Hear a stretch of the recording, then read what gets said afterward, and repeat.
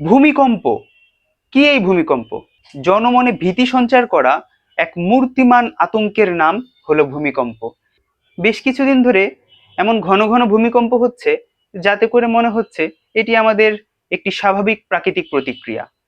তো আজকে আমরা এই ভূমিকম্প সম্পর্কিত একটি প্যাসেজ নিয়ে আলোচনা করব এবং এরই মাধ্যমে আমরা জানার চেষ্টা করব যে কিভাবে প্যাসেজের মাধ্যমে ভোকাবুলারি শেখা যায়। আমরা সকলেই ভোকাবুলারি শেখার জন্য অনেক চেষ্টা করি, অনেক মুখস্থ করি, কিন্তু এটিই সত্য যে অধিকাংশ ক্ষেত্রে আমাদের ভোকাবুলারিগুলো মুখস্থ হয় না এবং আমরা এগুলো ভুলে যাই। ভোকাবুলারি শেখার ক্ষেত্রে একটি ইফেক্টিভ ওয়ে হলো কোনো একটি কন্টেন্ট অথবা রাইটিং, কোনো আর্টিকেলস অথবা কোনো প্যাসেজের মাধ্যমে রিডিং পড়া এবং সেখান থেকে অজানা শব্দগুলোর অর্থ খুঁজে মনে রাখা।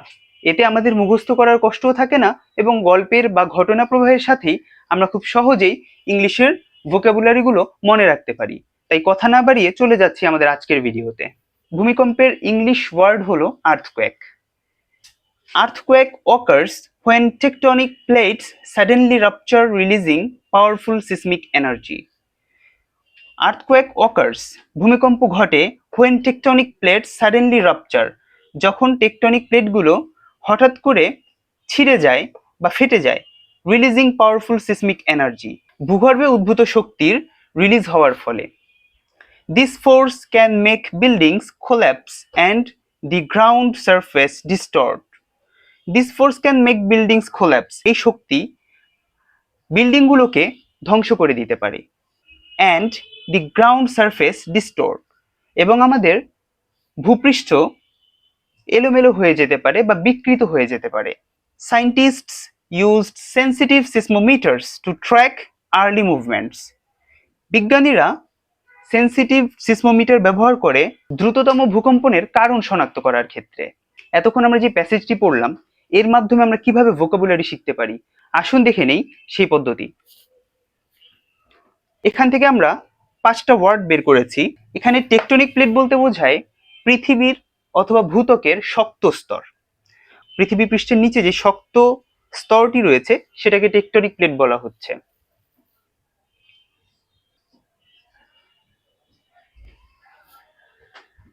ভূত্বকের শক্ত স্তর। রাপচার অর্থ হঠাৎ ফেটে যাওয়া বা ছিঁড়ে যাওয়া।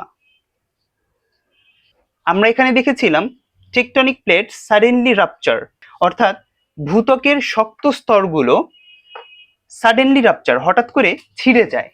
অর্থাৎ আমরা এই প্যাসেজের মাধ্যমে যখন দেখব তখন আমাদের এটা মুখস্থ করতে হবে না, আমরা লাইন বাই লাইন অটোমেটিক্যালি বুঝে ফেলবো। সিসমিক এনার্জি অর্থ ভূকম্পনজনিত শক্তি।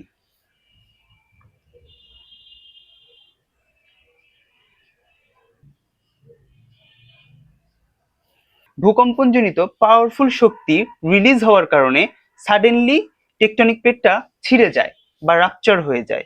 তাই এই সিসমিক এনার্জি মানে ভূকম্পনজনিত শক্তি। কলাপস মানে ভেঙে পড়া। আমরা দেখেছিলাম this force can make building collapse, তার মানে এই শক্তিটা বিল্ডিং গুলোকে কোল্যাপস করে ফেলে, অর্থাৎ ধ্বংস করে ফেলে, ভেঙে ফেলে। আমাদের শেষ শব্দটি হলো ডিস্টর্ট, অর্থাৎ বিকৃত বা আকার বদলে যাওয়া। অ্যান্ড দি গ্রাউন্ড সারফেস ডিস্টোর্ট, অর্থাৎ এই শক্তির ফলে ভূপৃষ্ঠের যে সারফেস আছে, যেই ভূতল আছে সেটি বিকৃত হয়ে যায় বা এর আকার বদলে যায়। আমরা যখন একটা প্যাসেজ পড়ব তখন একটি ঘটনা প্রবাহ কিংবা একটা স্টোরির মাধ্যমে আমরা খুব সহজেই আমাদের এই ভোকাবুলারিগুলো মনে রাখতে পারি, যেটি মুখস্থের এগেনস্টে খুব সুন্দর একটি অল্টারনেটিভ হিসেবে কাজ করবে।